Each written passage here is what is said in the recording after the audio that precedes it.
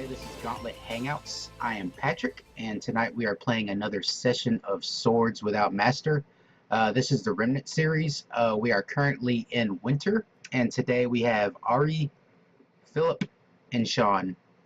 So we will start with Ari. Ari, you say hello, introduce your character, and tell us what the last game you played before this one was. Sure. My character here is Yasil, and he's got his named items are Kraktash, a scabrous cicada head helm, Burrower, an amber sword pulsing with trapped larvae, Shimmer, a diaphanous cloak chambered like insect wings. His feats are Jovial, rise terrifying on pulsing wings, and Glum, descend muted into Earth's basement. And his trick is in his inevitable foe, Artes the Venomous. Excellent. This Artes the Venomous, is it a creature? Is it another warrior like you, or? Yeah, I think it's a warrior a lot like myself. A little bit like a doppelganger, but like some elements of me twisted around to make him kind of a pernicious foe. Awesome. Like your polar opposite. Yeah. In a way. Cool. Maybe like a stinger, like poisonous vapors or something. We'll come up with it. I'd have to say an amber sword pulsing with trapped larvae is frightening and awesome at the same time. Cool. And what was the last game you played before this one? Honestly, I play so many Gauntlet games. My head is spinning right now trying to remember which one it is. I play Gauntlet League Wrestling, definitely. Awesome. We'll go with that. Yeah, I love that. I love World War Wrestling. That's a great game. Excellent. Let's move on to Philip. Hey, yeah, so my character is Friest, and he is this sort of mostly naked except for some furs. He's got some tattoos on his face, and he is a bandit.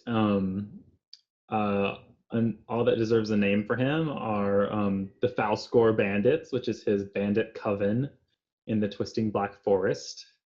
Shuco is the hallucinogenic spirit / drug that he summons / concocts.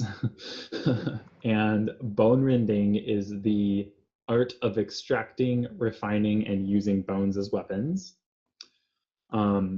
His feats heroic are for Jovial. I twirl, twist, smash, and crack to perform bone rending, bathing in the blood.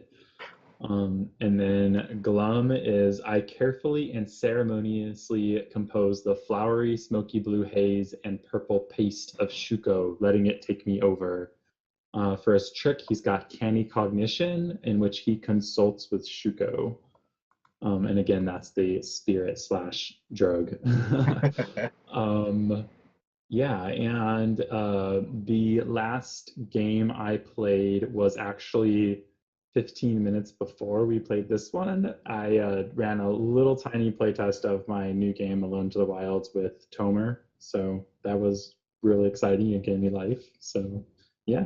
That's awesome. So how did it go? Are you pretty much refining your game at this point, or are you still kind of in the beta?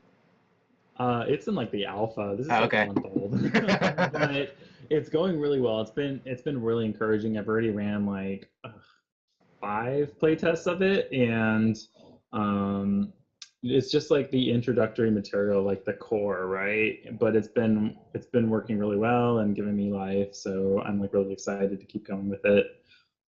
Yeah, it's a one-player game, so there's a GM and one player, and yeah, you play an exile, and like a primary inspiration for it is like Skyrim in a way, which is what I took my character image for this, just because my head space is in Skyrim right now.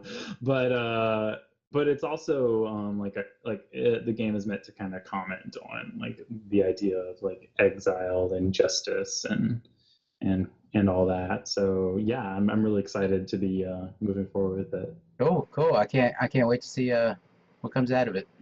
Um, all right, let's move on to Sean. Hi there, I'm Sean. I will be playing Kaylee. She's a warrior, full plate, packing steel, all of that.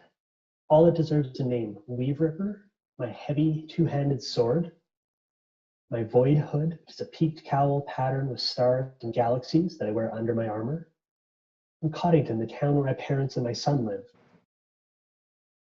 Feats heroic when the tone is jovial. With a whirling spin of my blade, I dodge edgewise through hidden angles of space, confusing and rending enemies. And when it's glum, I can pull the void hood over my head and stalk with preternatural silence. Awesome. And your trick is Locust? Locus, yes, I've got an idea of a massive tower decorated like it's a pile of coiled snakes and it's tall enough to cast a shadow all the way to the horizon. I love it. There's nothing more swords and sorcery than a tower coiled in snakes. That is awesome. So yeah, what was the last game you played before this one? My last Gauntlet game was a Pack of Strays, one of the variants that Phillips put out. Thanks for leading that the other night. And the last non-Gauntlet game is it's a homebrew. We call it the Well or Apocrypha, and it's about an overlap between the Fey realm and either New York City or Mystic Ireland. Okay, it sounds cool. We just did a revamp using very similar characters and just shifting the time and space of it. That sounds pretty cool. Yeah, I might as well say my last game was last night. Actually, I played Cthulhu Dark, and Shane ran it for Tragic Tuesdays, and that was pretty fun. Yeah, so we will jump into the game here. Before we start, I'm going to ask a few settings questions. Let's see. So the three of you have left Limrock. All right, Limrock is like this main port city. It's kind of a bustling little place, mainly with the fishing industry. It's got a nice market where they trade fish, and it's not the smallest town. I mean, there's probably a couple thousand people that live in this town, so it's pretty big, and it's a pretty bustling port. But to the northwest of that is a keep called the Davelac, and the Davelac it's a keep that was built because of the different tribes that plague this area of Viaterra. There's a lot of barbarian tribes that move around the plains. So they built this keep because it's a prime area for growing grain. And the keep was the previous seasons, the Lord of the keep, a lot of the people from the village came to Limrock and complained that the Lord of the keep was a despot. And eventually Limrock sent some of their town guard there to depose him and put in a new ruler. Her name is Adrielle Falwell to be exact, and she is the new Lord of the Keep, and she's been Lord of the Keep for a couple seasons now. Now, Adrielle, everybody that knows anything about Adrielle Falwell knows that she has a major domo that a lot of people don't feel comfortable around. They say he's a sorcerer, although no direct evidence of him being a sorcerer has ever come out. His name is Nalo-Semor. I'll type all these names in chat if we need them later. But yeah, it's rumored that he dabbles in dark sorcery. And now that it is winter, the fishing boats in Limrock have kind of slowed down because the fishing just not that great during the colder months. And the waters are rough, and the sailors don't like going out there. And there's also been rumors of creatures eating sailors out there, flying creatures. So it's just kind of slowed down all commerce in Limrock. Now, Limrock is actually relying on shipments of grain from the Davelac to help supplement the food stores in Limrock. But however, this past harvest, the grain was very, very short. It wasn't what they were expecting from the Davelac. And I'm going to ask Kaylee, who in Limrock approached you about going to the Davelac to see what was going on there.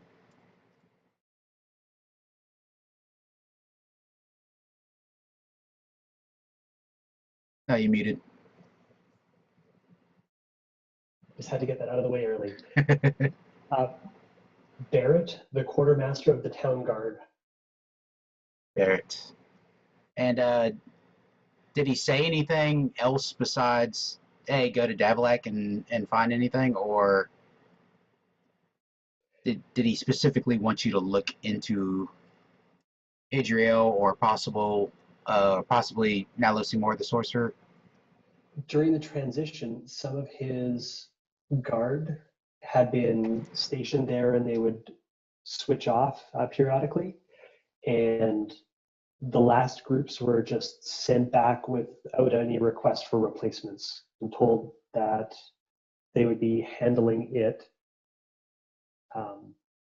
locally. Okay. So no reinforcements were sent back to the Davelac. All right. Frist. You have met the sorcerer before, Nalo-Semor. What was your last encounter with him like? Okay, so I think the last encounter was the Falscore bandits acquired something, and it was in a small iron chest, and yeah, he actually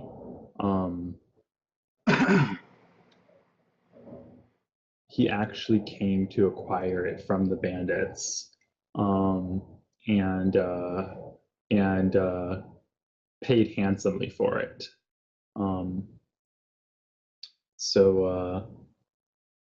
Yeah, it was quite celebratory because they actually the leaders of the coven went and stocked up on like basic needs type things, and like herbal ingredients and knives and bone cracking tools and all the things that we appreciate. So that was a great time. Awesome. So where did the Falscore procure this small chest? Or can you not tell me yeah. or have to kill me afterwards? No, it was just a trivial matter for me, but we basically attacked a wagon on the road that was an armed escort, and yeah, they were wearing this heavy armor, but it slowed them down enough to where our bone spears were able to get in the cracks between the plates and in them, and yeah, we just took everything. Nice. All right. Yasil, you knew Adrielle's the new Lord of the Keep, since they deposed the previous one. You knew Adrielle before she entered any kind of military or civic service. What was she like back then?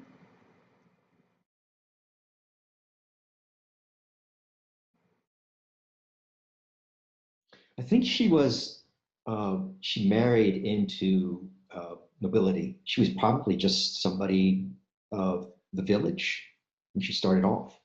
And her family is probably, there's probably family members of hers that are still in the village. But since her rise, ascension, and that she's taken control of that keep, she's detached herself further and further away from her family members and become more reclusive. The longer she's stayed in the company of this magician, Nalo-Semor, is that right? Yep. Her major domo is a been an unsavory influence on her and pulled her further and further away from the townspeople. She's quite aloof now. So, but she is at home. She's always She been is at home. home. Yes, technically she has been. She's a local. Okay. So how we start the game is I will roll for tone, and that'll be my tone for narration in the first phase. So let me roll the dice here. And it looks like I am jovial. So the orange die is the jovial die, and the purple die is the glum die. Let me flip this card to show that I am jovial. All right, and I believe we are going to start out in a rogue's phase. Okay, now how a rogue's phase works is I'm going to set the scene, and then I'm going to pass the dice to a player, and I'm going to make a demand of them. We want to form our demands in the form of show us how you blank, and then you'll roll the dice and you'll narrate to answer the question. Does that make sense to everybody, or any questions on that? Sorry, can you repeat that one more time? So I'll set the scene, and then I'll pass the dice to one of the rogues, and I'll ask them, I'll say, show us how you blank. And then they will roll the dice and narrate in that tone to answer the question. And when they're done with their narration, they could do the same thing over again. They could ask another player, show us how you blank, or they could pass the dice back to me as the overplayer and make a demand of the world. At any point during this phase, any player can end the phase to say, all right, I've had enough of that phase. Let's move on to another phase. So yeah, so go ahead. And we should be also listening for motifs during this, right? Yeah, anytime anybody says something that's really cool, that's real evocative, that you enjoy, just, say I'm going to add that as a thread, and you can even type it into chat, and I can copy it over. Cool. So yeah, the three of you have left Limrock. The Davelac isn't that far from Limrock to the northwest. It's probably about, a day's travel. If you hoof it pretty good, or if you're just, casually taking the route, there's a road that leads there. You might, camp for one night on the road, but you'll be there early in the morning. And I'm going to say at this point it is early in the morning, and you see the rocky stone structure of the Davelac kind of peeking up just over this ridge that you cross on the road as you're coming down. It's not frigid cold outside, but it is icy. You can tell there's just a light layer of frost on the grass of these plains as you approach. And whenever you step on the ground, you can hear ice crunch underfoot. But it's not like there's any snowfall or like an ice storm pass through this area. It's just morning frost. And the air is brisk and it chills you, but it's not unbearably cold. So I'm gonna pass the dice to Yasil. Yasil, show us how you warm yourself as you're traveling. You could see Yasil's. You wanna roll the dice first? Sorry. So, right. Yeah, so we get your tone. I need to know if I'm glum or jovial, right? Okay. Looks like Jovial. Jovial. So I'm looking at orange as jovial, purple is glum, right? That's correct. Okay. Yeah.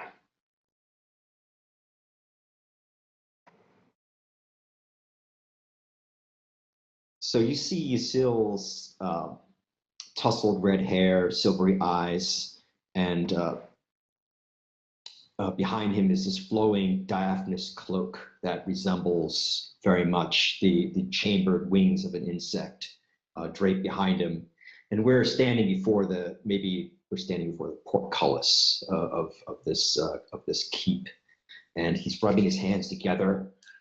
It's very insect-like, his movements, sort of twitchy. And as he does, you can see the cloak behind him begins to vibrate and you hear this humming sound, almost insect-like humming sound, and all of the coldness, the pallor of his skin begins to warm up.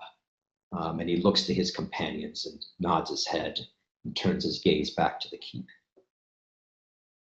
Awesome. Yeah, I'm gonna add a thread right off the bat. I love the humming, vibrating cloak. That's really cool. Now I can give it back to you and ask. I'm sorry. There's two ways I can go here. Yeah, you can pass it. You can pass the dice to another rogue and make a demand of them, or you can pass the dice back to the overplayer and make a demand of the world. I got you. Okay. Why don't we pass it to Kaylee, and I'm going to ask, how do we get through this gate? Yeah, so you want to frame it as show us how you blank. So show us how you get us through the gate. Is that the question? Yeah, show us how you pass through the gate.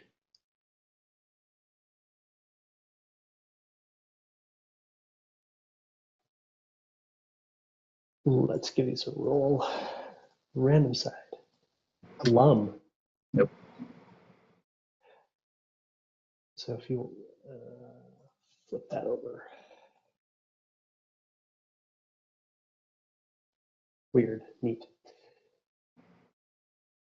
So how we get through the gate is Kaylee carefully scales the wall one brick at a time, reaches in through the window of the guardhouse with Weave Ripper and braces it in the corner of it and uses that to pull herself up and in, and then cranking arm over arm to prop the gate up just enough that both of you are able to duck under. The whole time I'm wincing at the loud noises of the rusted gate and the ropes squealing against it.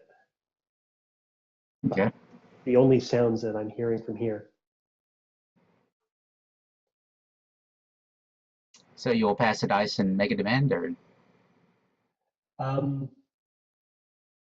Yes. Do I have to ask it of someone else who's a player, or also of you? You could ask it of me as the overplayer if you want to see how something of the world or how the world reacts. Show us what comes to greet us. Are you asking me? Yes. Okay. Yeah. When you pass the dice back to me, just throw it in this empty box right here. That'll work. 4 boxes, and I managed to pick the wrong one. So show us how they greet you. Is that the? Okay. I'm jovial. I don't need to roll before I answer because I just stick to my overtone. So yeah, just as Yasil and Frist come up under that gate, and you let it go, you try to let it down slowly, and I imagine like it just kind of clanks down, and you hear that you know, doesn't seem that loud, but in the early morning when everything's kind of still and quiet, you know, it kind of echoes a little bit throughout the keep. And I imagine like the three of you kind of like look around and look at each other and wonder, you know, did anybody hear that? And all of a sudden you hear that same crunching sound that you when you were walking down the road as the ice that kind of grew up out of the ground, you were stepping on it. You hear that, but it's like faster and more. So it's like crunch, crunch, crunch, crunch, crunch, crunch. And just around where on the other side of this, you know, where it cuts into the gate and the portcullis, you see men with branded chests. Okay. Now, you know these are the Reveilles. The Reveilles are one of the barbarian tribes of this area. And one of the things with the Reveilles is they like to poison tip their weapons. Now, you probably have no idea what the hell the Reveilles are doing in the Davelac. They shouldn't be in here. The Davelac's supposed to keep them out. But yeah, you're face to face with the Reveilles. And I'm going to end the phase there, and we're going to move to a Perilous Phase. All right. Yeah, so the way the Perilous Phase works is I'll create the scene, and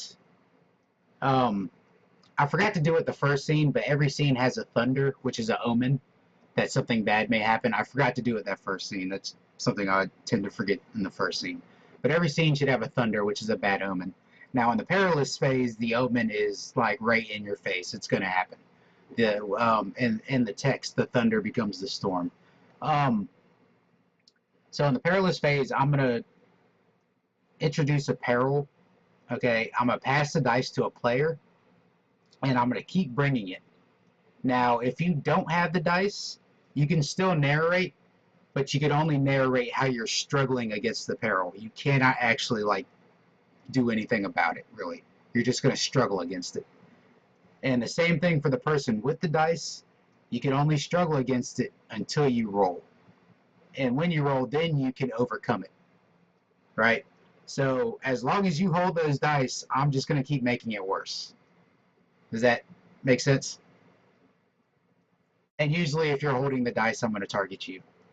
The dice are going to be like a bullseye. All right.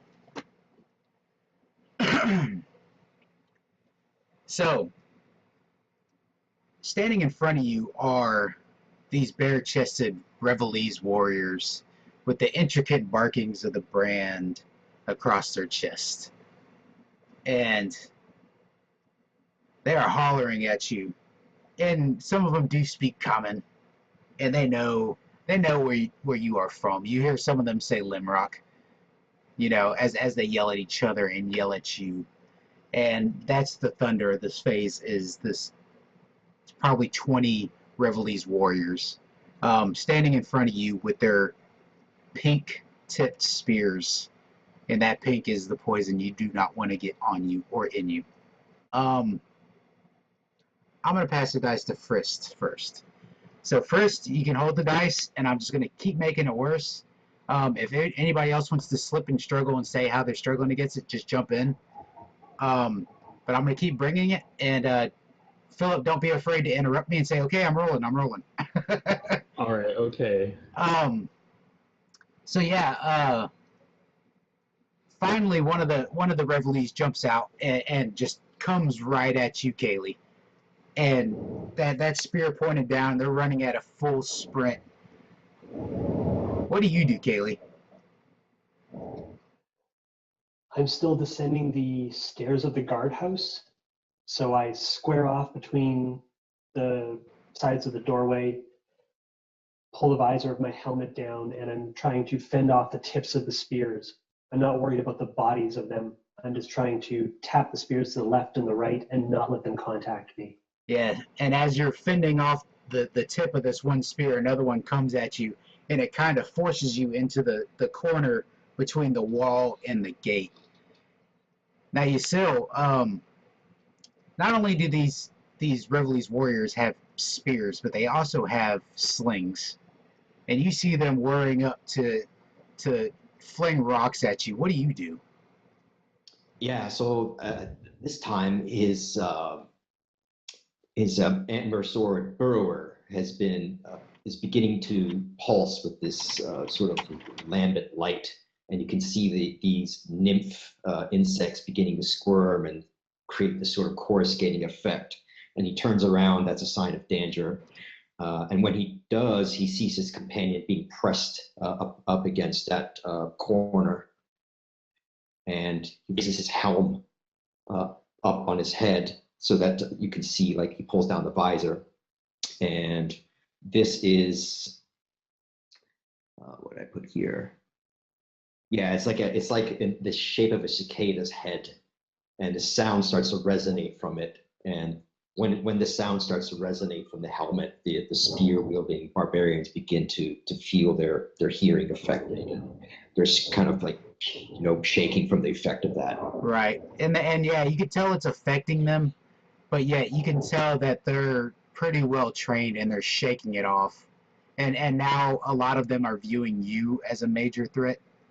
You now find yourself surrounded by 4 or 5 of the spear wielders. All right, I'll go ahead and roll now. All right, Okay, jovial. so for me, it just says, okay, so how do I read the dice? Okay, so right now the dice just say you're a jovial tone. So when you narrate, you want to narrate, with those synonyms. You want to use that to kind of frame your narration and your actions. But you got total narrative control here. So you get to say the cause and effect and all that. All right. So there's a loud scream from the sidelines as we see Frisk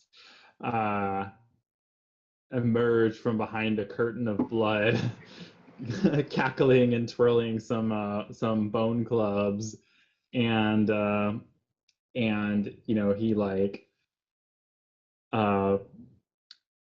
he bats away someone on the left, and then twirls the bone in his hand and uses the sharp underside to stab someone on the other side, and he pulls this bone fork thing out from behind his back and jabs it into the skull of someone in front of him, and the forked part of it comes through the eyes. and he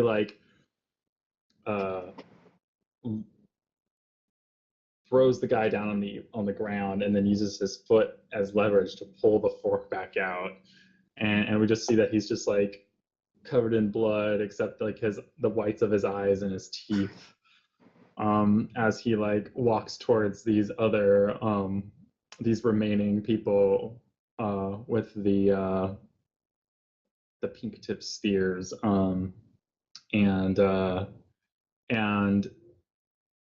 they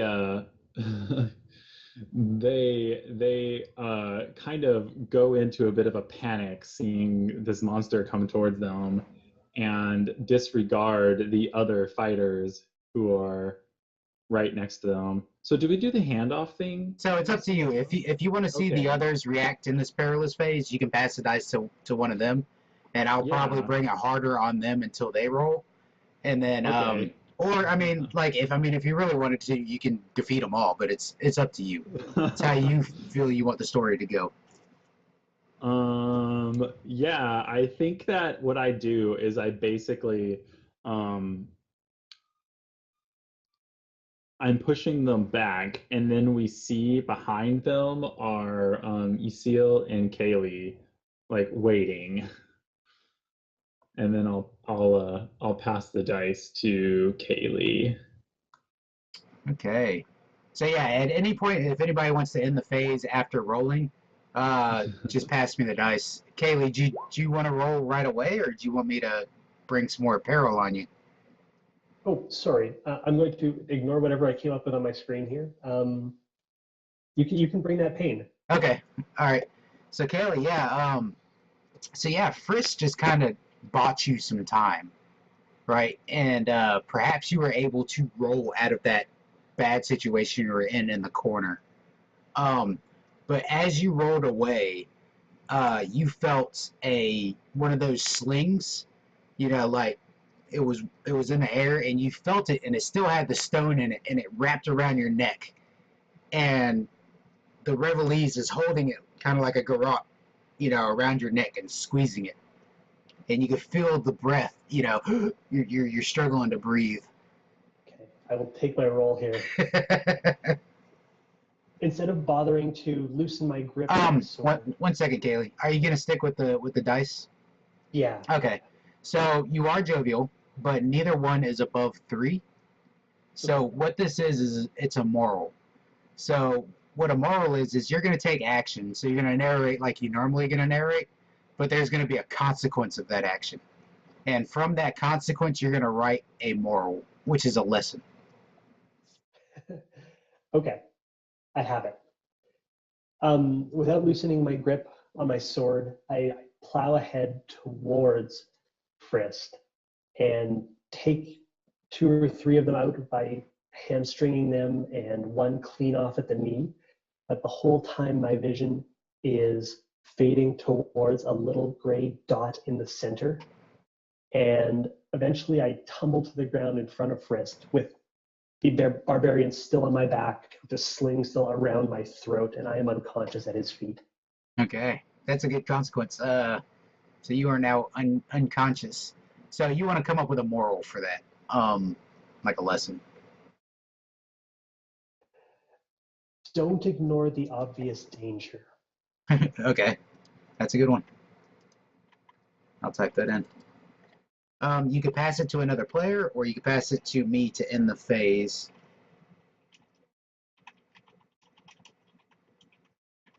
You're muted, Sean, if you said something. To Yasil. Awesome. All right, Yasil. So, yeah, you saw Fritz just ravage some of these barbarians, and it is covered in bright red blood.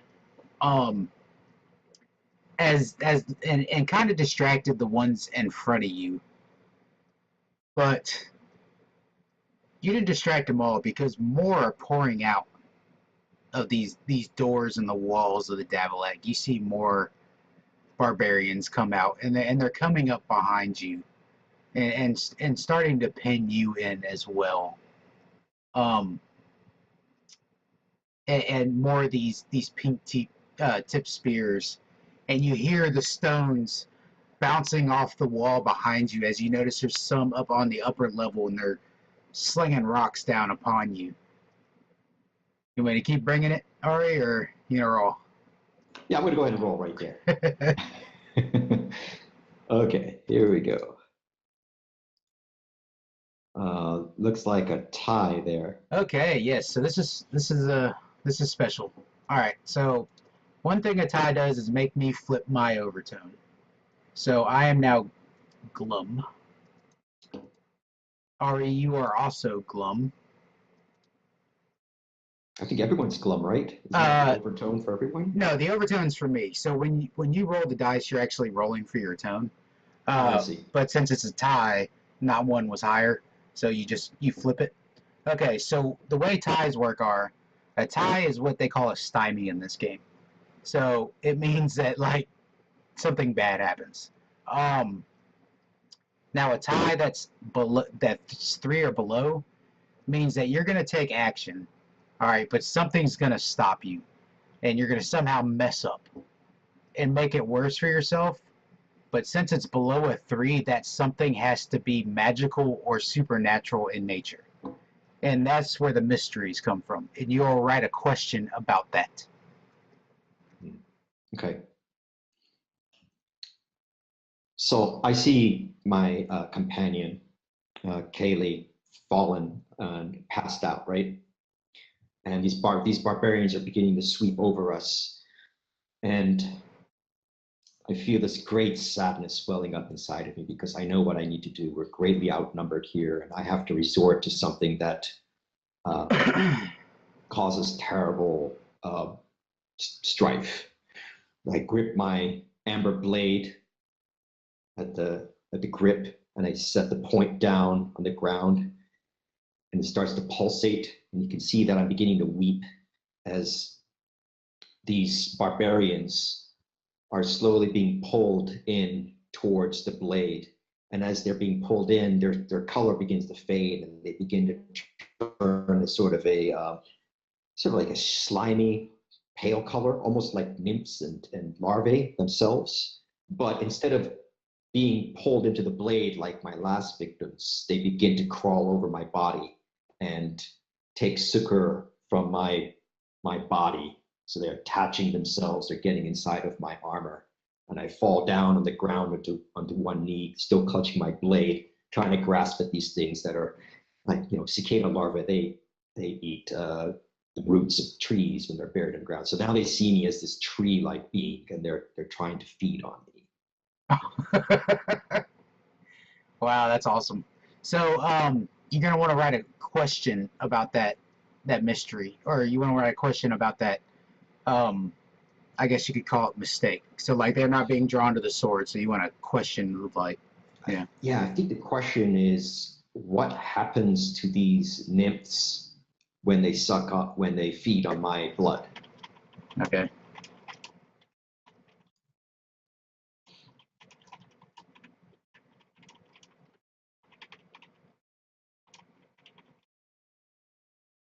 All right. Are you keeping track of those? Yeah, I'm putting them on the board. Okay, cool.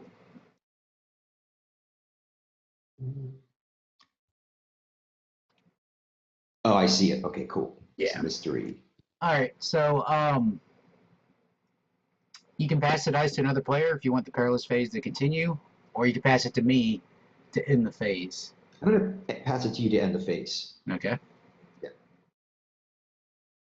Awesome. Oh, one thing I this totally blew my mind. Your feats heroic.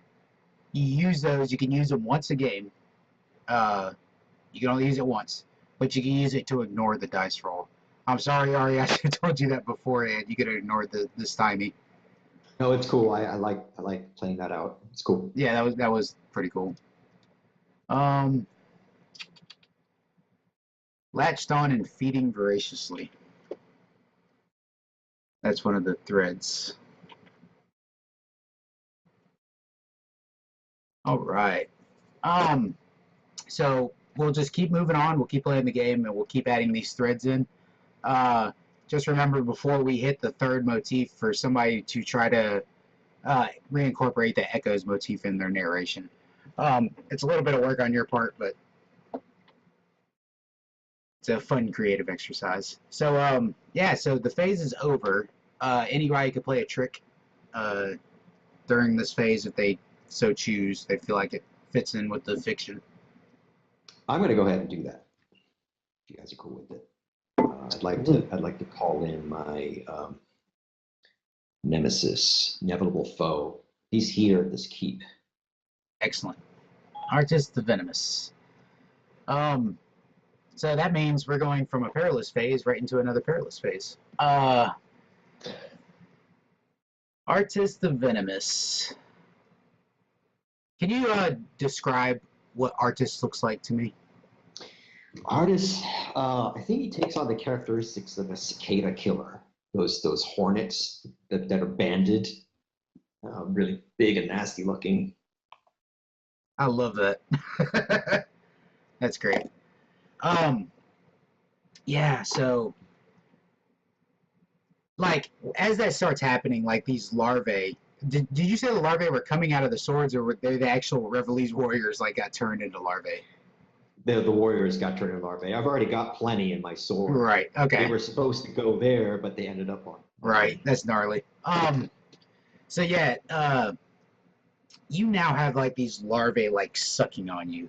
And Kaylee and Frisk, you see this, and I don't know how grossed out you are by it. One thing I need to do is roll for tone. I forgot to roll for tone.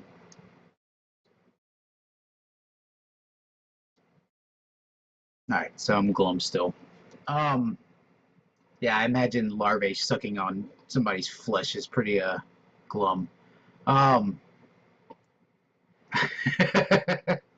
Yeah, I'm sure it'd have been X-carded if it got too bad. All right. Yeah, so like you can see the fear in some of these other Revelese barbarians as they see that happening, and like they're disgusted at it, and they're also fearful. You know, like what kind of sorcery is this? You know, this is the Revelese probably think this is the devil's work, and they kind of like back away. You know, most of them still holding their spears, but you can see the tips just vibrating just a little bit as they're shaking as they back away from Ysil. And as you're looking at those vibrating tips, you hear that humming again that was similar to the humming of Ysil's cloak as you arrived at the keep. But this one's louder, and it's kind of a lower tone. And from up top on one of these parapets steps out a man, and he's got this long, sleek, bluish black cloak, and the wind blows it, and it flows up behind him. It almost looks like wings as it flows up behind him.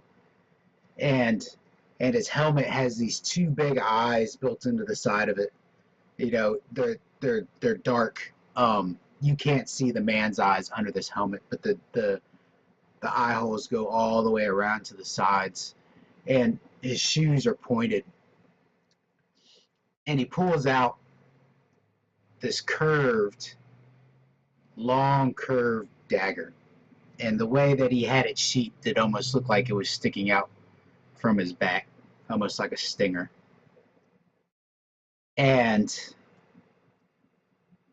he yells down, "Hello, friends, or friends of my friend. I see you still playing with things you should have never played with in the first place." And he pulls that dagger out, and it's like vibrating in his hand. And he comes down and he slices a cut in his own hand, and the blood seeps out. And as it seeps down his arm and onto the side of this parapet, you notice that it starts to bubble and flutter away as swarms of wasps and hornets peel off this parapet, coming right at you. That's the thunder, is these swarms of wasps and hornets. Kaylee, I'm going to give the dice to you. This is the Perilous Phase, so it's just like the last phase. You are pretty heavily armored. And I imagine you have your... Did you put your helmet on after you got away from the guy with the garrote? Yes. Okay, so yeah, you threw your helmet on, and you feel these bugs just ding, ding, ding. You know, they're hitting you in the helmet. But what scares you the most is when one pierces the visor with its stinger. And its stinger is like right, you know, kind of like in the center of your eye where you can see it, but it's not coming any further. And then another one pierces, and it seems like it's stuck in there. And just at the end of that stinger, you notice a small drip of something. Like perhaps it's going to fire venom right into your eye. I'm grabbing the helmet off and throwing it down across the ground. Okay. Are you struggling here, or are you going to roll? I'm going to struggle for it. Okay. So yeah, you grab your helmet, you throw it to the ground, but now you see the swarms like swarming around you. How are you protecting your face from all this? I'm just trying to bat them away as I'm shouting at Yasil, "You keep the worst company." Yeah, and then and they're hitting you, and they're hitting you in such frequency, and like at first it's just one here, one there, one here, one there, one here, one there, but now you notice they've kind of formed up into a large ball, and it's flying right at your chest. I'm going to roll. Ooh, there we go, jovial. What I do is with one swing like this down across, I bat several out of the way, and then use that hand to grab onto the sword, bring it down through the fabric of space in the courtyard, and tumble through right behind this insectoid armored man on top of the wall, and crash into him from behind. Awesome. Do you knock him off? Like, I mean, he was standing up on like a parapet, so. Yes. Okay. Out the window, I suppose, if he was inside it, or was he just up in like the crenellations? Yeah, he was just up on top. He wasn't like inside because he had stepped outside. Okay. So crenellations, yeah, he's bumped partway off the wall. Okay. Frist, I think, should have some dice. All right, Frist.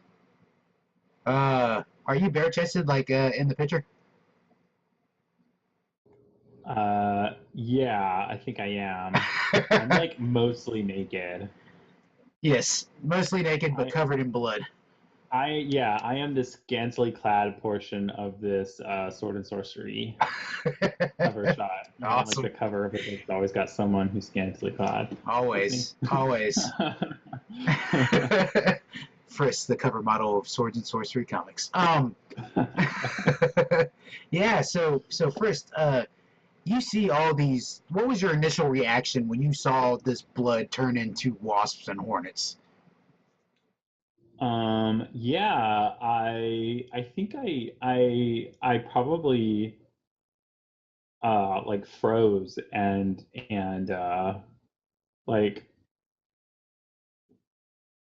like checked um checked to see if I was like high, right?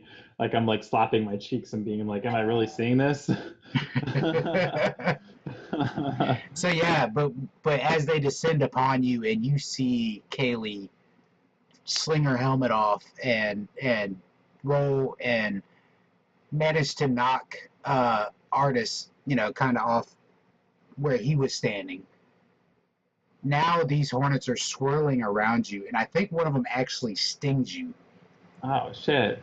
And you can kind of like it just feels like a sting. Like perhaps you've been stung by a bee or a wasp before. You're a bandit. I'm sure you've been crawling in places you shouldn't have been, and it feels fine. But then as you look down at your arm, you notice a lump forming, Oh no. and it's growing a little bit, and it's getting bigger.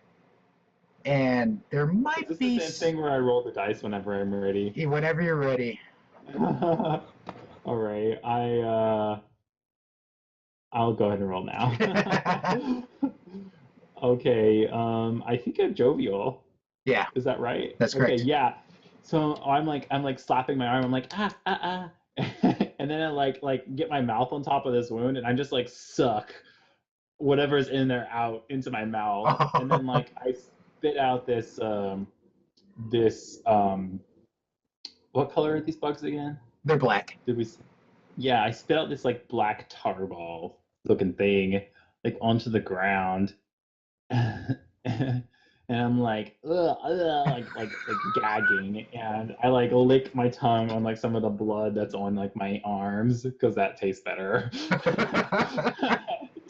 And I'm like shaking it off as as I uh, I pull this bundle of I think like sage or like some collection of like heavily scented herbs or whatever, and I just like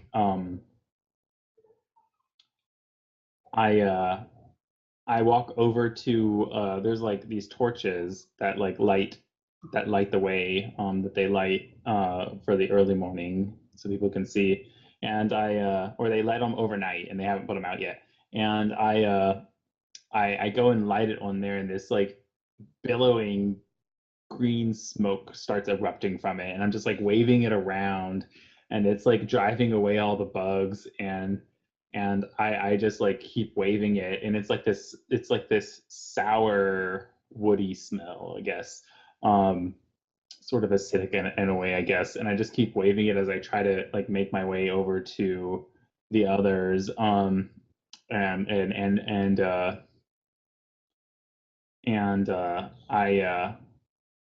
I think like the area that we're in kind of becomes a little bit thick with the smoke, um, and I managed to get over to Kaylee, and I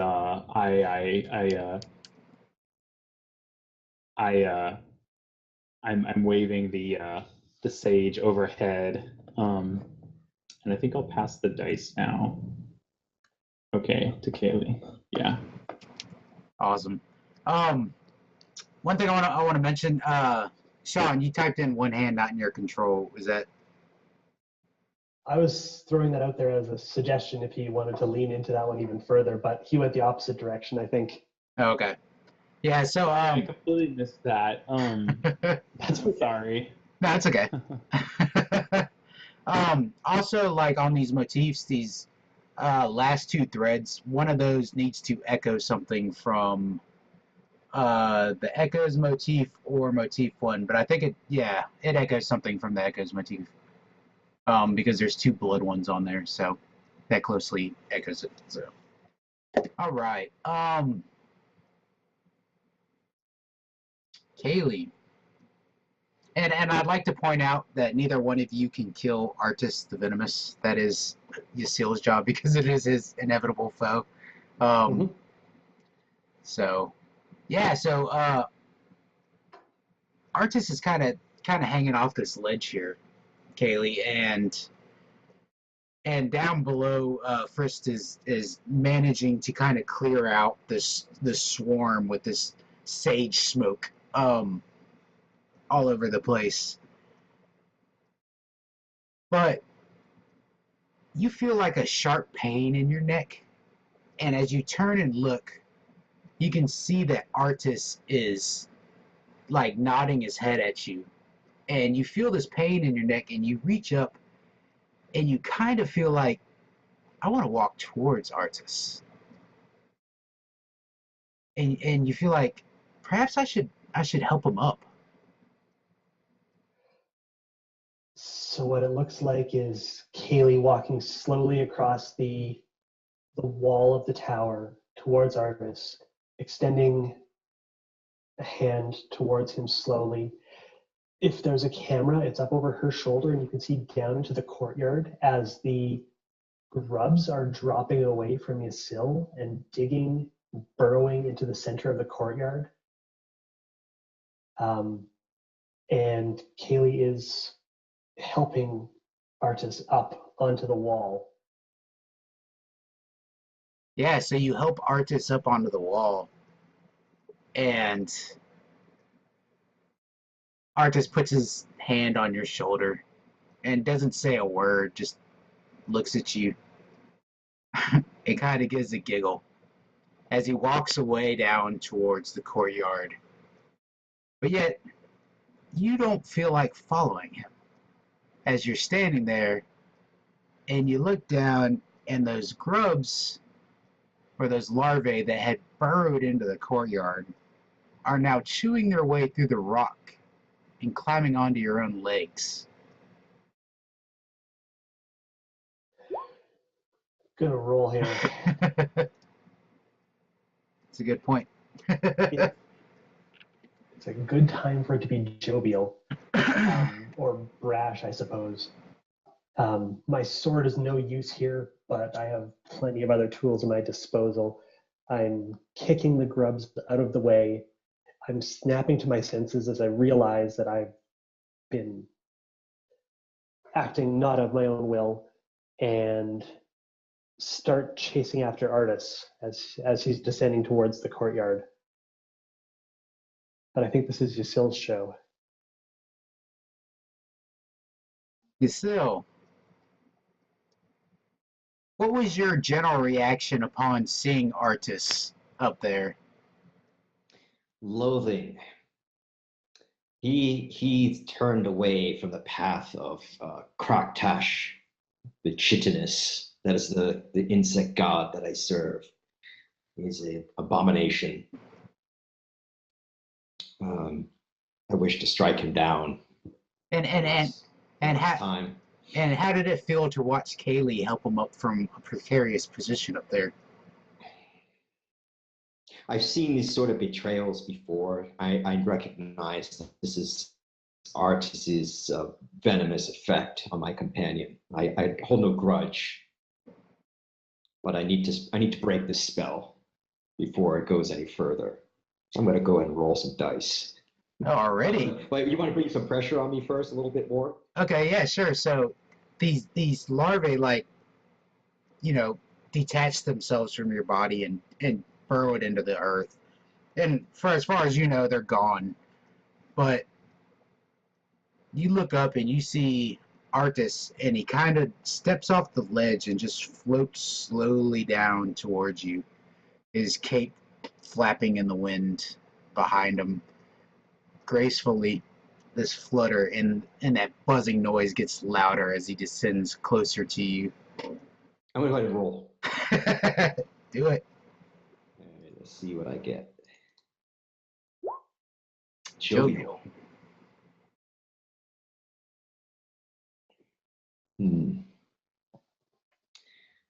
Yeah, I let out a mirthful laugh. I laugh at him. And as I laugh, the sound of my voice is mixed with this sort of insect-like screeching.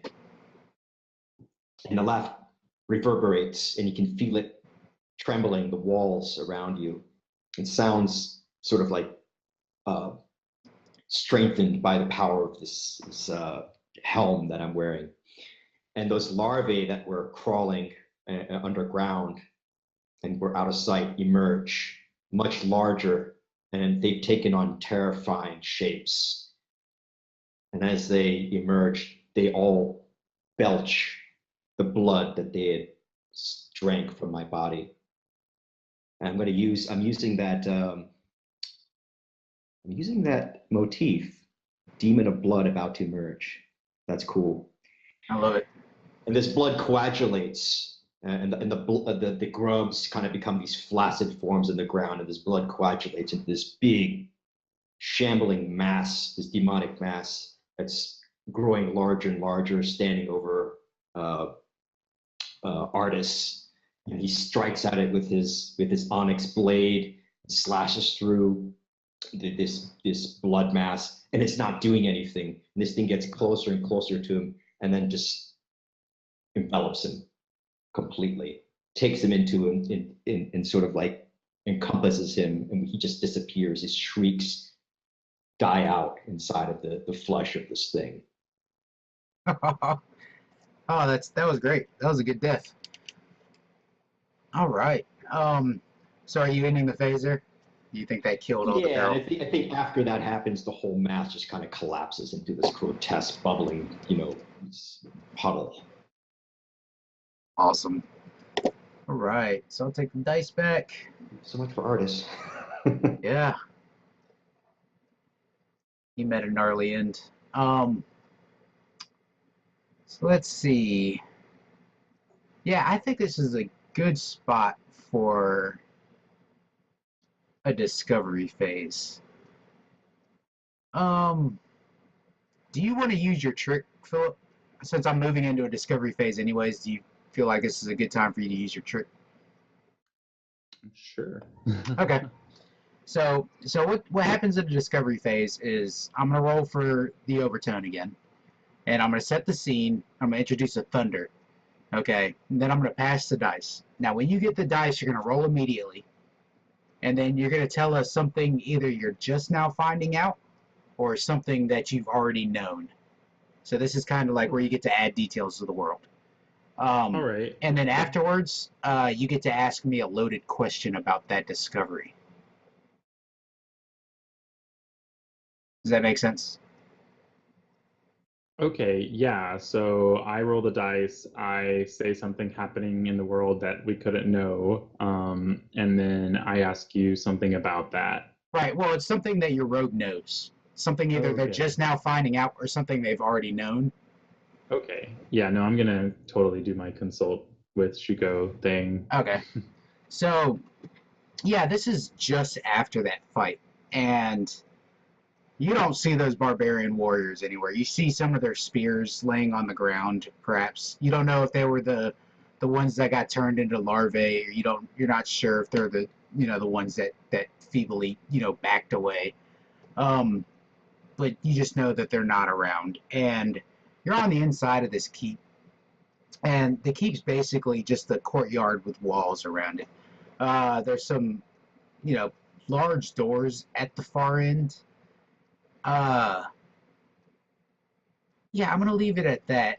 And I'm going to say the thunder it's getting a lot colder than you remember. And a lot windier. So that's going to be the thunder so far. So I'm going to give you the dice. And you're going to go ahead and roll. You're glum. You're muted, Philip. Sorry, that's perfect, I said. Yeah, should I like go ahead and like color the scene with how this works? Yeah, you can. Okay, cool. So yeah, it's getting colder. I'm mostly naked, so I'm shivering, and I think I start to like see my breath, and I, um, I think the camera follows me over to like this,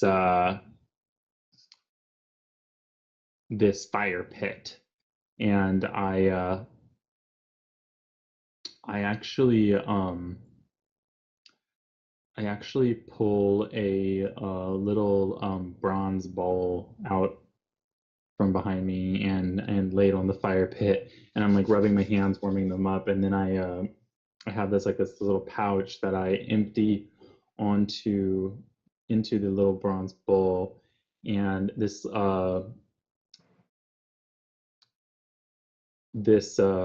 like blue smoke starts kind of billowing from it, and I think I like start like spitting in it, and uh yeah, I start like spitting in it, and um these you'll see we see the little embers come up from the fire as I'm like, you know, shooting air towards it. But yeah, I I reach in with like the tip of my bone club and start like stirring it a little bit, um, like releasing the odors more, and like I'm just like breathing in the smoke, and I think we're like seeing like my eyes start to like, you know, to uh to look beyond something else, and I'm just like fixated on something that's not there, and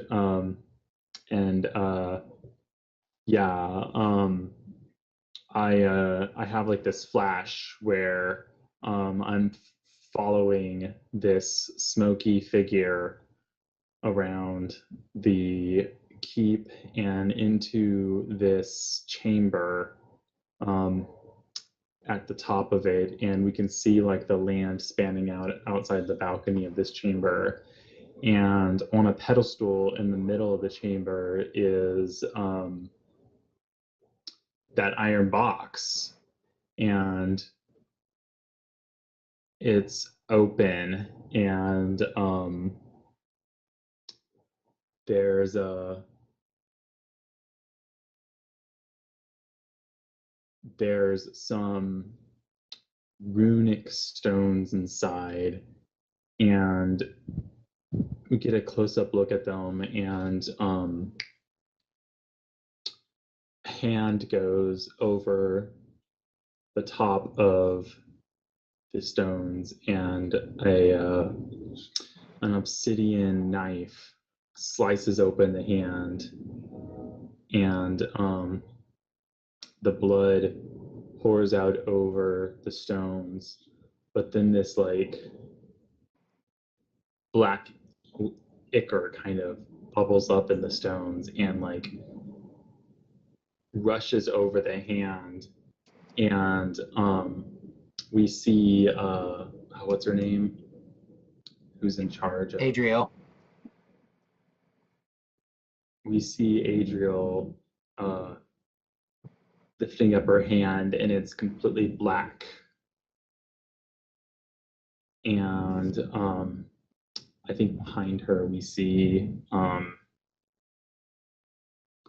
the sorcerer, and he he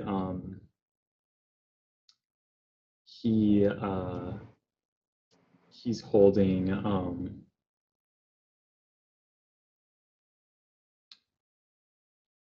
actually, instead of behind her, um let's say that he steps over by her, and he's holding his hand up, and we see that as he turns his hand, it's turning her hand, and that's like all I see, I guess. Okay. So you get to ask me a loaded question about that discovery. A loaded question. Okay. Um.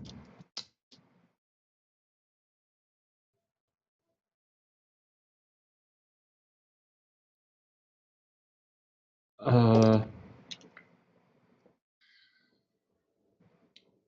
How do we know that they are lovers?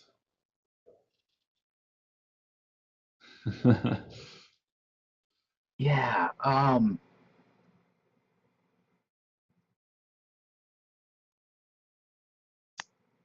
You know that they are lovers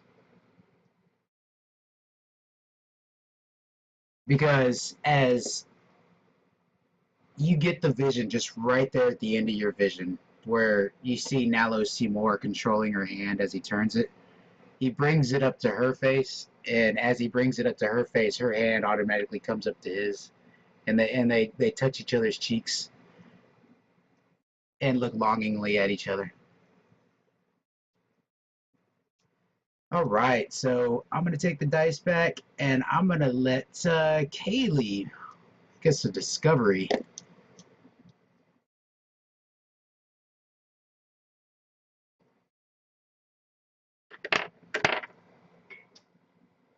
Haley is also walking around, but she has stayed clear of the blue liquor smoke that Frist has sent up into the air.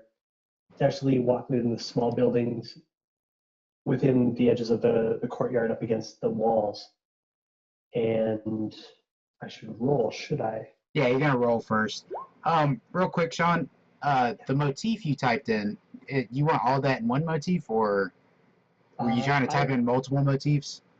Either. Someone jump out. So either the bone pestle wreathed in the blue smoke and the hand dipped in ichor, both of those calling back to the way the spears were dripping something of a unique color, or straight up the hand under sorcerer's control, the same way that Artis was borrowing mine, the same way that there was an echo from a previous one.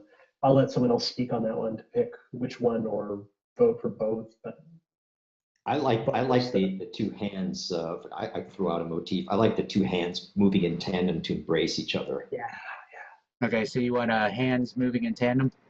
Mm-hmm. All right.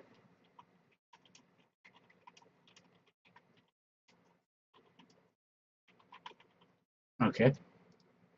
You could continue. So I'm walking through the buildings, carefully picking through what's in them, and most of them are empty so far, but the one that would have been the guard quarters, there's actually a pile of discarded clothing. There are some bones that have been stripped down and cleaned to a perfect white, no meat left on them. And the personal effects of many of the guards who returned to the city. Though as I'm examining this, it becomes clear that they're not the ones who've returned. It's been others sent in their place. Okay, and you get to ask me a loaded question about your discovery.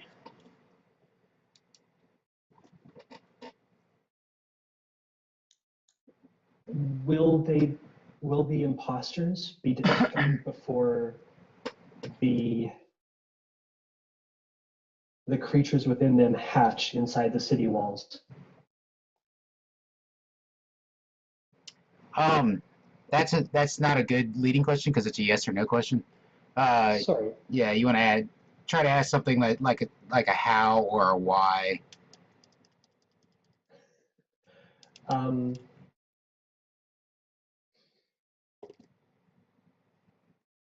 Where will they be within the city? What will the scene look like when they start hatching? Oh wow. Um, yeah, they would be at the port with the ships because that would be for maximum infestation of others to where they could spread across the seas.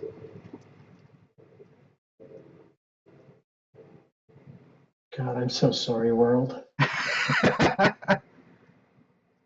Before I make things any worse, I'm going to gather up what I can of their personal effects, their journals, their trinkets from home, and bring them back out into the courtyard where Frist and Ysil are. And I'll see what Ysil is doing. All right, Ysil, make us a discovery. All right. I roll first, is that right? That's correct. All right. Let's do this. Okay, it's a moral. Awesome. So you can use a feat heroic to ignore the dice, or you can make a discovery, but there's going to be a consequence of you making that discovery.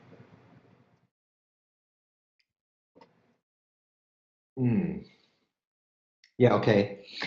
So I'm passing through the Great Hall, and it's actually not lit. There's no fire lit here. It's cold.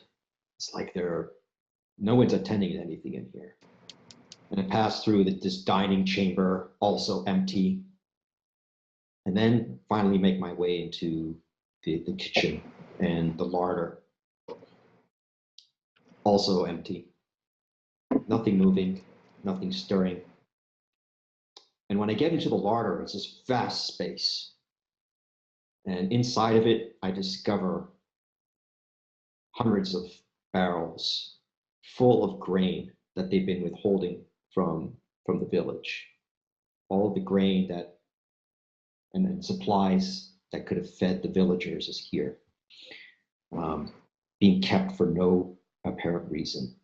And lift the lids off of it. There's barley, there's wheat, there's corn, there's potatoes. This could bring life back to the village and save a lot of people who are on the brink.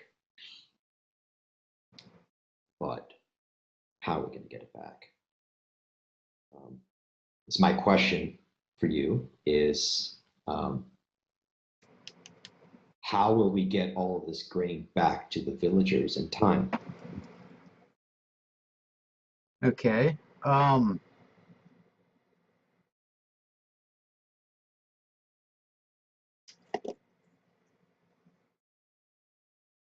So the easiest way to be able to get all this grain back to the villagers in time would be to somehow get those barbarians that are still roaming around to keep to help you. To carry it or whatever. Yeah. It's going to take manpower.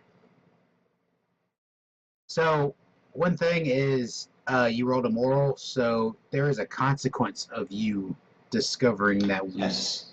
The consequence, you give me or I'd say? Either or. I was going to say some of the larvae spill out of my blade, still hungry, and a large portion of this grain is gone bad because these creatures are feeding on it now. Okay. So there may not be enough grain here for all of the villagers. Yeah, that's a good consequence, but I'm going to make it a little more personal to you. Yeah, so these larvae kind of spill out of your sword, and they start getting into this grain and eating it. But you know how big these larvae can get, and there's probably not even enough grain to feed the voracious appetite of a cicada larva.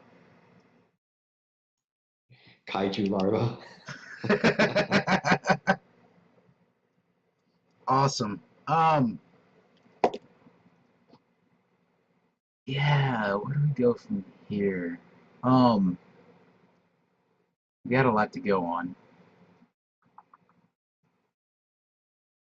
Let's go into, I'm going to end the phase there.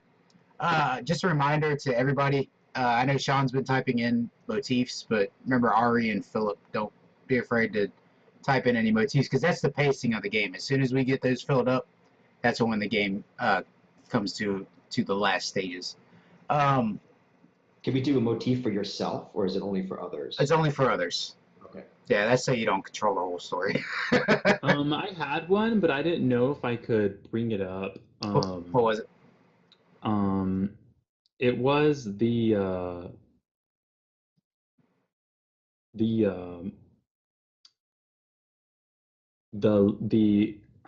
how do I put it?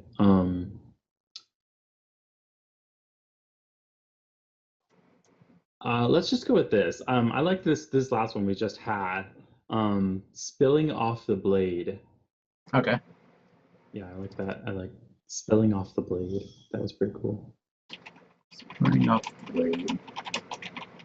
All right. So we have one more motif to fill in, and one of these threads has to echo something that's been previously put down as a thread. Yeah, I'm gonna go into a rogues phase here. Can I call in my trick and ask for the locust to be approaching a massive tower? You can. I mean, if you want to twist the story up in that way, it'll probably be away from the keep. Ah, shoot. Unless that's what the keep looks like. Okay, no, I will hold that one. Okay. Yeah, so I'm gonna say all of you are now into this. Was it a Great Hall, Ari, that you were in that had the wheat in it? Or was it like a larder? Like you Yeah, said, a it's larder. this big larder, but it's designed for a very vast number of people that would have occupied the castle. Okay. So yeah, I want to say all three of you are in this larder, and you see all this wheat, and like this is what Limrock wanted. This is the whole reason they sent the three of you here, is to figure out where the hell all the wheat was, and it's all sitting in here. But, and this is the thunder, is there are some fast-growing cicada larvae munching on this grain. And you know that if you don't get this stopped, you're probably not going to get paid. Yeah, I'm going to give the dice to Frist here first. Frist, show us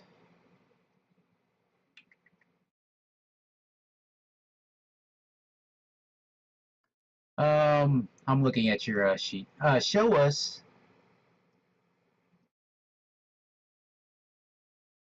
how a foul-scored bandit would control a growing grub.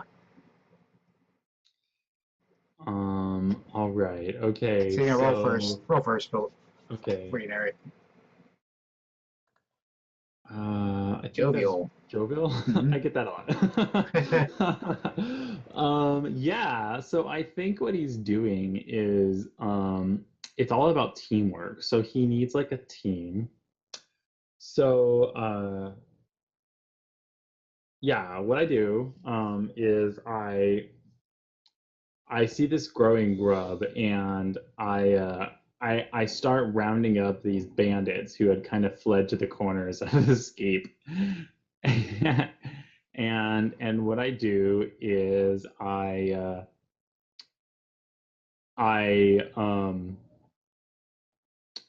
basically, like, you see me like grabbing one from a corner and pulling him, and he's like, huh, as I pull him away, and then we see another one hiding behind a corner, and you see like the spear point of my bone club, like going under his neck, and he's like, oh, and then I like pull him away, and then and then and then there's one running, and then like there's like this clunk noise, and he like falls to the ground, and I like walk over and pick up my bone club from the ground, and then I like grab his collar and drag him away. I'm just like accumulating these bandits. And so then like it jumps back to the larder with the grub that's growing, and we see like rope being passed around, and being tied around these growing larvae, and yeah, they're basically fastening harnesses on them, um, as I'm like uh, kind of directing them, and yeah, we've kind of fastened harnesses onto them, and there's like these transport wagons nearby to transport this stuff, so we're totally hooking up these giant grubs to these transport wagons. I've got a motif off of that for sure. Yeah, I love Yeah. it. That's great. So you can pass the dice to another rogue and make a demand of them, or you can pass it to me and make a demand of the world. I will totally pass the dice on to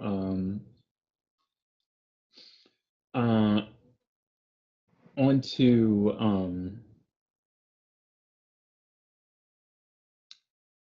I think I'll pass them on to Kaylee, and I'll ask, how are you keeping the bandits orderly? Can we add the motif before we do that? Yeah. What were you on to add? I'm gonna suggest fastening harnesses on grubs, or Okay. two grubs rather. Fastening harnesses. Grubs. Got it. Random. That's a very low roll. Yes, that is. You are jovial, and that is also a moral. So, you will have a consequence. Oh, one thing, Ari, I forgot is that you had to write a lesson for your moral. Never let grubs around food. All right. 1 second, Sean. I mean, Vast stores of food, rather.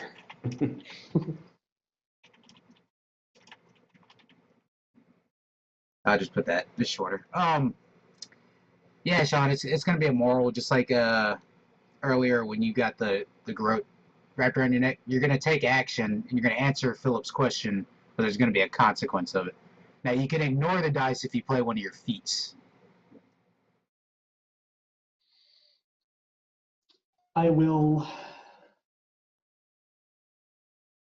Okay, yeah, I will be on the verge of learning this one the hard way. How I'm managing to keep the bandits orderly, you said, right? Is through a show of force echoing yours, where you grab them by the lapels. I'm slapping them in the back of the thighs with the flat of my blade when they're distracted and when they're slacking off. I grab them by the collar and shake them and point them back at their task. One of them, she looks at me, she starts mouthing off at me, and I backhand her and point her back towards the pile of wheat that we should be putting on top of these carts. And I hear a rustling behind me, and I can see the shadows of them moving behind me. I like the motif. But I draw up my hood, and they do not see me. Shoot, that needed to be a glum one. No, you're jovial because your highest eye was 2. Okay. I pull up my hood, and they no longer see me, and I step between the two bandits who were coming at me from 2 sides behind, and both of their faces are planted down in the pile of wheat in front of them before they realize what's happening. Okay. And what is the consequence of your actions?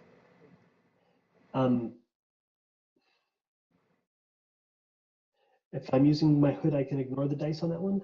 Yeah, if you use a feat of heroic. Okay, so I will use it. Do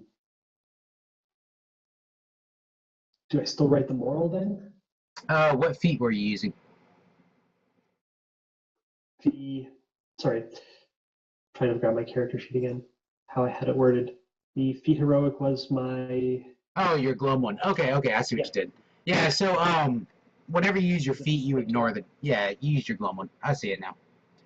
What you want to do is mark that one out on your character sheet too, because whenever you use a feat in this game, you got to rewrite it if you bring the same character back in another game. Gotcha. So it's very quiet as I do it, and it's just both of the faces down along the cobblestones in here, and the chaff from the wheat is on their faces as they stand up and look at me scared. Nice, I love it. Yeah, so you can pass the dice to another rogue and make a demand. Or to me and make a demand of the world. Yasil, what's your reaction to seeing creatures like the ones you're so attuned to being used as draft labor? I'm torn. I want to help the villagers. You want to roll first, Ari? Oh, of course. Right. Okay, jovial. Oh, yeah. With jovial might be a little bit different.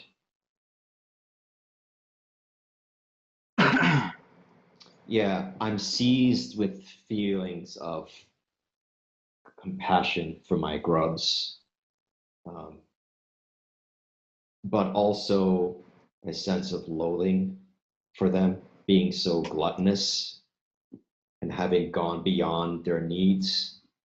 So I'm allowing the harnessing of these grubs being used as labor to get this stuff back, to save lives. So that's for the greater good. I love it. Like a proud mother or father. Yeah, you can pass the dice to and make more demands. So we keep this phase rolling, get in the phase. However you want to play it. I think we should end it there. I think that we know what's going to happen, right? Okay. Yeah, so yeah, we're using these grubs as beasts of burden, which I've never seen before in any kind of media.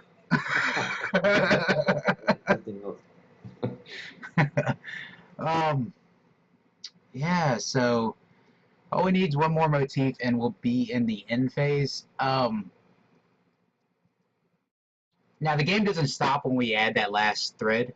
It'll just keep going, but I'll explain how the end phase works when we get to that point. So I think we need another discovery phase here because I want to see what you guys think about Adrielle and Nalo-Semor here. Yeah, so you all have attached like these wagons full of grain to these grubs, and you start sending out like one after the other these Revelese barbarians with these grain carts behind these grubs. I need to roll for tone here. Okay, I'm jovial. Yeah, so like you're sending these one by one, these caravans of barbarian grub-led wagons are heading out of the keep. And I imagine Kaylee's like slapping, the back end of these grubs to get them moving with the flat side of her sword, and Frisk is just scaring these barbarians into going, and Yassil's like, gently, petting his grubs. It'll be okay. You'll get there soon. I can only imagine what the people in Limrock are going to think when Revelese barbarians show up on their doorstep leading grubs, giant grubs. But that's another story for another time. As of right now, as the caravans move out and you send the last one out, that cold chill that you felt outside earlier as it was getting colder has now gotten to the point where you are starting to see like ice form on the walls inside this keep and inside these main halls and stuff, and up like the tapestries in here aren't very lavish, but they do have tapestries, and you start to see them grow kind of whitish blue as the frost crawls up them, and the frost is like coming from the floor and crawling up the walls towards the ceiling. That is the thunder. This is another discovery phase, so I'm going to give the dice to Yasil. And hold on, Sean just put in a motif here. Caravan spreading out into the distance. I need to see if we have an echo here. I don't think the one echoes anything.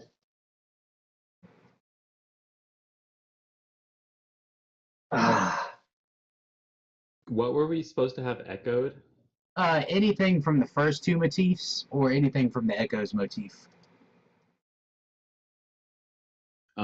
Were we supposed to do it during motif 3 or at any time? Well, this last thread, since the first two threads don't echo anything, this last thread's Okay. gonna have to echo something. So just gonna have to listen hard to everybody's narrations to see if you catch something that can echo. Okay. All right.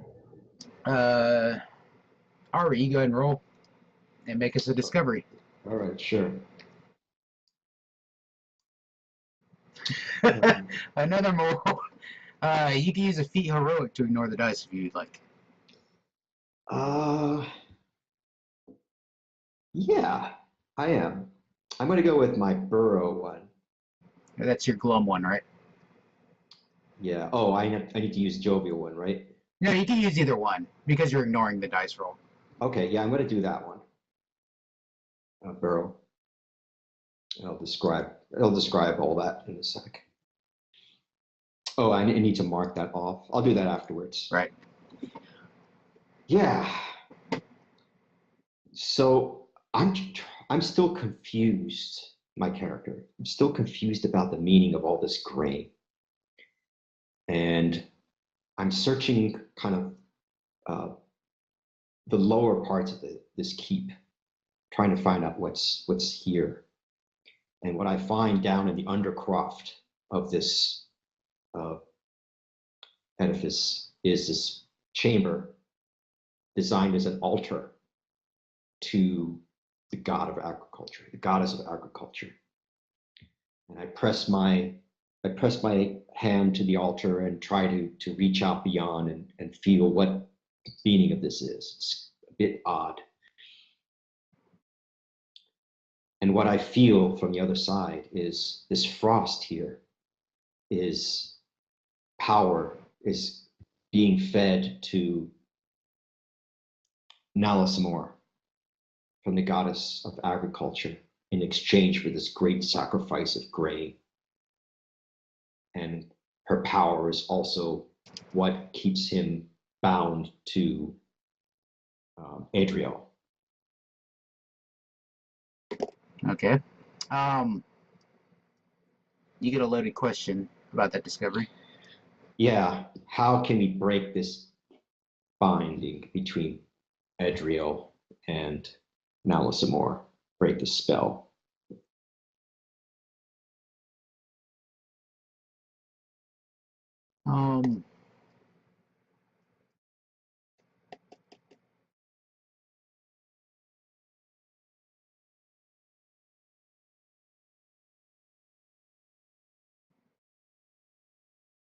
By showing Adrielle what true passion is.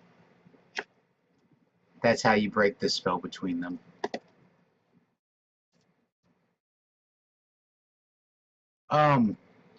So I'm gonna add that last motif, Sean, because it does echo something. I just noticed it. It echoes the third thread from the second motif because they both have. Oh, no, oh, never mind. It doesn't. I was reading the wrong one. I was looking at the wrong one.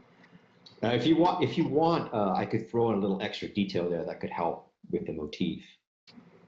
Let's see. We still have two other turns to go, so we can push it along also.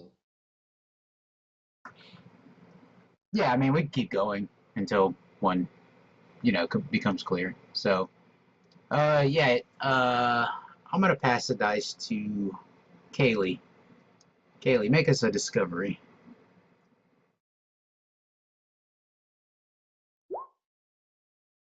Oh no, it's a stymie. Okay, so the way stymies work, anytime you roll doubles is a stymie.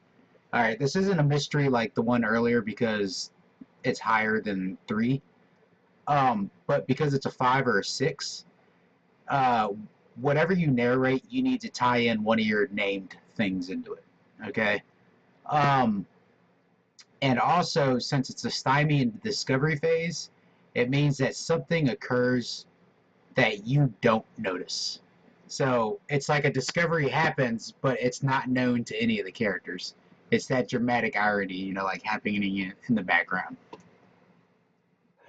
And it can be something completely off camera, totally unrelated to us. Right. And you are glum. Glum, just because it flips my tone to the opposite of where it was? Yep. Okay.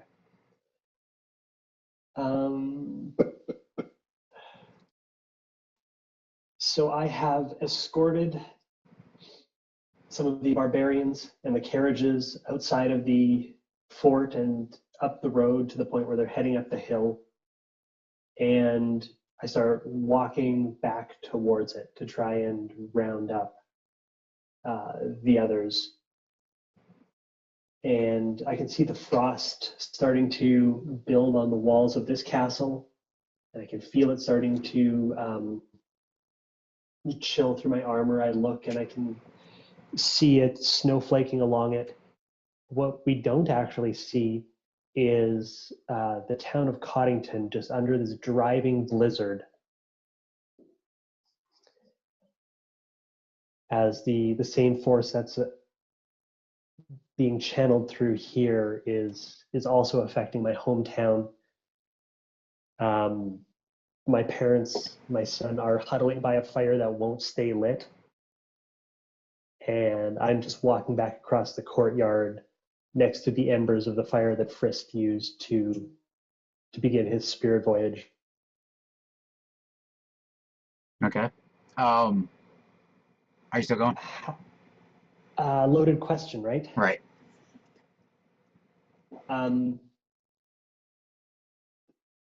How are the Lord and her sorcerer's arrival announced to us?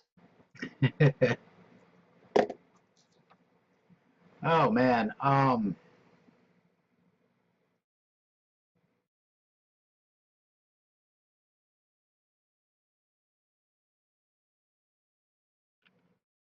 I believe I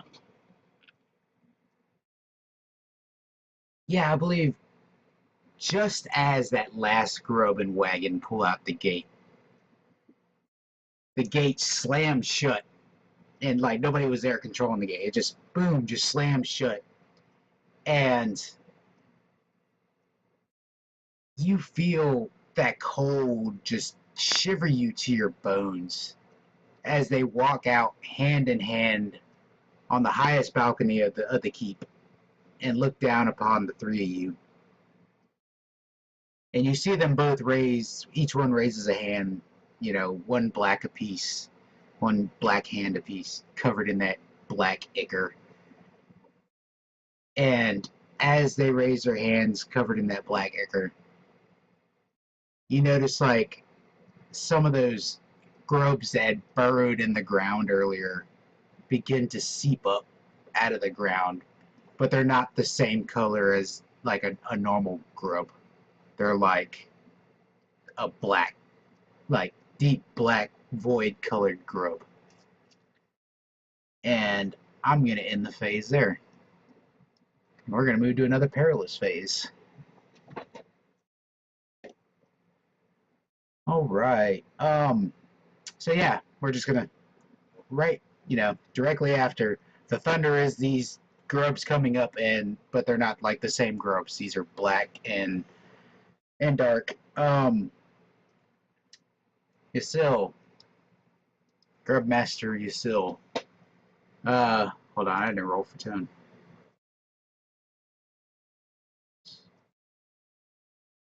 Random side.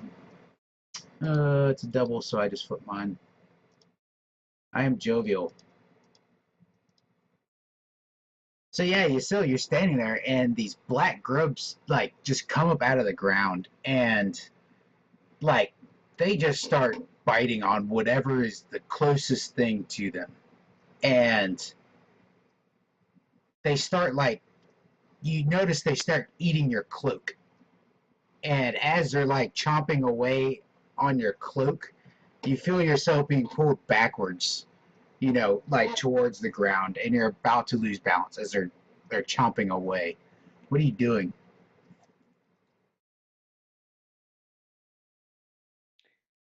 think as they're pulling at me, I try to connect with them through my cicada helmet, and I'm sending out this. It's like Aquaman, you know, this sort of like insect signals being sent out, and I'm trying to gain control of them. So the helmet pulses and vibrates. You hear this. You hear the sound of thousands of cicadas rising up, and yeah, I'm going to try to. Do I need to roll? Not if you're wanting to overcome it, you roll. Yes, I do want to do that. I want to try to turn these insects over to our side. Okay. Let's see. All right. Yeah. You are glum. Yeah.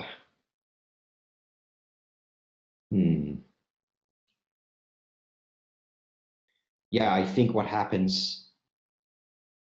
Hold on 1 second, Ari. Sean added the last motif. To me, my chitinous friends. I believe so. Yeah. Yeah, that was the idea there. It definitely calls back to the first one. I think it's an awesome bookend. Yeah. Okay, so we are now in the end game. And the great thing about the end game of Swords Without Master is it's just like the rest of the game. We keep playing, and during your narration, you can reincorporate either Motif 1, Motif 2, or Motif 3 into your narration. Now, what reincorporating is, I explained it before, but you're going to take 2 threads of that motif and remix them into something new. All right. And then when you're done with it, you don't have to say it before you narrate, but when you're done with your narration, just say, yeah, I reincorporated threads 1 and 3 from Motif 1. Another thing you can do is answer a mystery. That's considered reincorporation. And the last thing you could do is what they call suffering a moral, which is showing how your rogue will either learn or never learn from one of those lessons. And since we have 3 players, once 2 players reincorporate, the last player will get to roll for tone and do the epilogue. Can we sacrifice ourselves? Not in Remnants. In regular Swords you can, but in Remnants you have character has to go through 5 adventures before they succumb.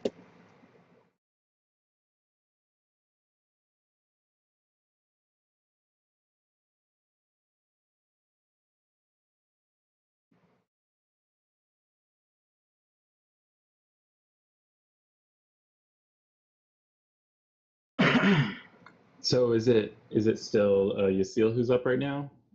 Yeah, he just rolled a glum. He was about to do his narration. Yeah, so what I'm going to do, I'm going to actually go with that. Now I can pick a motif, right? Yeah, you can pick a motif. Just make sure the threads that you reincorporate are within the same motif. Yeah. But don't tell us what you're going to reincorporate until after your narration. Okay.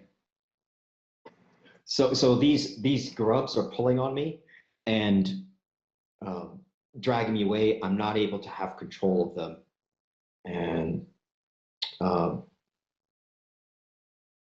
begin to fall into this melancholy, not knowing what to do. I know my blades are going to be. I don't want to hurt my own grubs, right?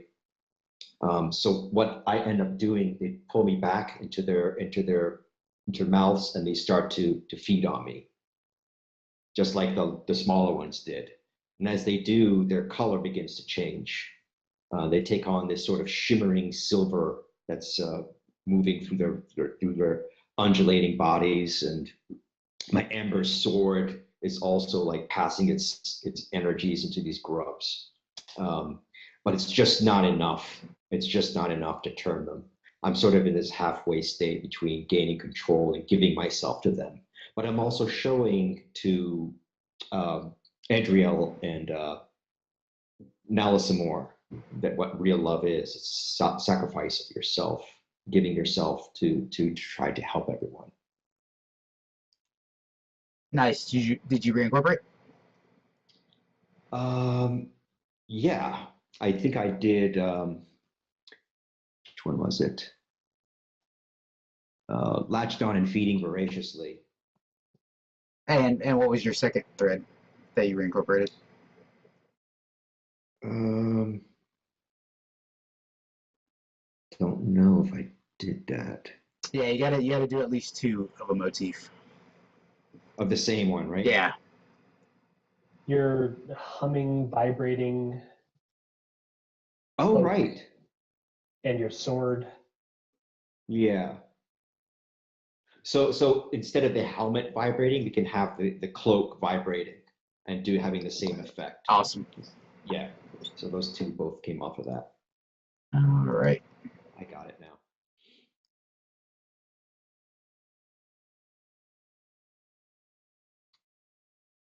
Now, we're supposed to do these in order. Like if it was my turn, we would do motif 1. The player would do, or does it matter as long as you just take 2 from the same one?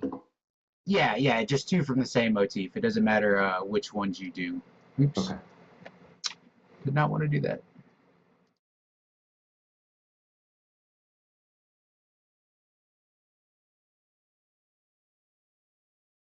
You could go ahead and pass the dice to whoever you want to see under pressure next. Yeah, I'm going to pass the dice to Kaylee. All right.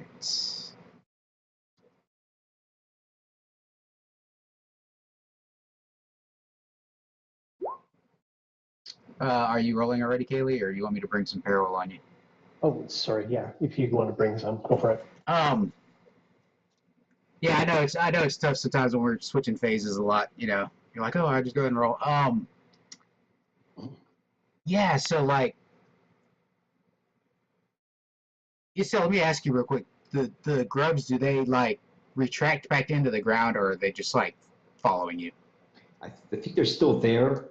They're caught between 2 sides right now. Okay.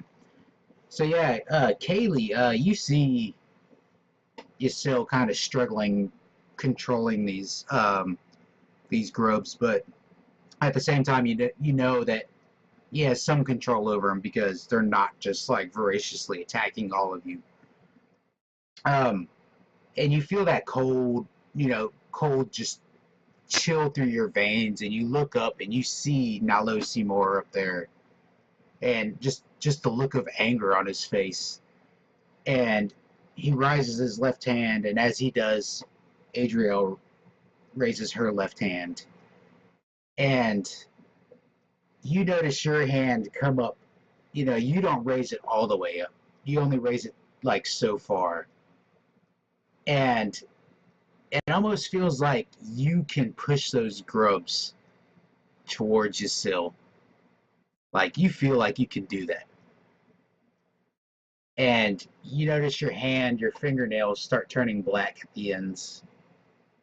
And black ichor starts to drip out of your fingernails down the back of your hand. And you turn your hand down towards the grubs, and the grubs begin to advance upon you, Seal. Once again, looking like those voracious creatures. I try and grab my hand back together as a fist, seeing if I can pull them away from him. But that's secondary in my mind. I'm trying to make my way across the courtyard. Did you just roll? I did, yeah. Okay. Yeah, so you are jovial. Cool.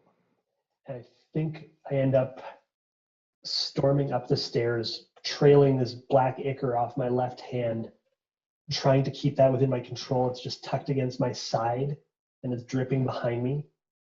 And I'm fighting against the weight of this heavy sword as I mount the stairs towards Adrielle and Nalos. And I duck something that he throws at me. It glows green past my head. And she has a long dirk in one hand. She tries to stab me with it.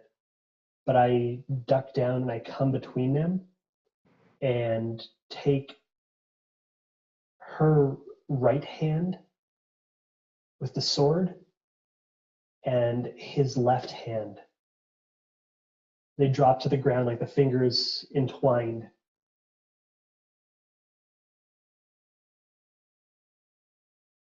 Okay, so their fingers are like entwined together, like melded. Like there's like they were holding hands, her right hand to his left hand. Do you want to say what happens? What we have, like I do think it reincorporates the hands moving in tandem for their embrace, and the blood and the black ichor spilling off the blade. Each side of the blade is, one side is black, one is red, and my hand is just now, as I brought it back to the blade, it's also dripping the same black ichor off of it. Oh, okay. And I come to rest behind them. Okay. So, in essence, sorry, it was kind of hard for me to pick out from the narration. Sorry. Did you kill them? Are they dead? No. I have maimed them, but what I'd like to see is what happens when I pass a dice to Frist. Okay, so at this time, there's no more passing dice because 2 people reincorporated. So the game is essentially over. But since Philip didn't reincorporate, he gets to do the epilogue. So Philip, what you're going to do is you're going to take the dice and roll them for tone. And you get to say how this story comes to a close. Ooh, what's that mean? That just, yeah, in the epilogue, it just means it flips. So you're going to be glum. Okay. Yeah. They're both laying on the ground, and the blade is on the ground between them. The obsidian blade, and it's got the same thing going on with the blood and black ichor. And the it's actually frozen to the ground because it's so cold now. And it's quiet. And the 3 of us are just kind of like watching over them. And there's a sense of resolution to it. And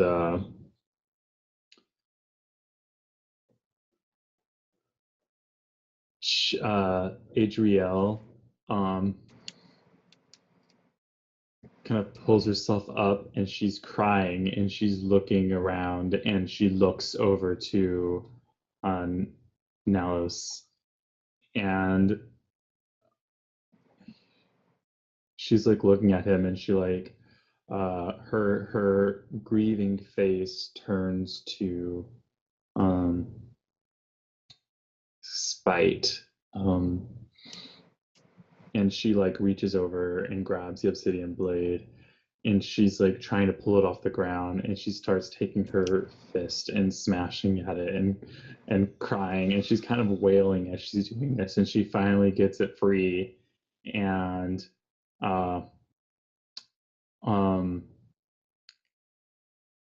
I don't think like anyone like even moves an inch as she like takes the obsidian blade and just like jabs it right into Nalos's heart.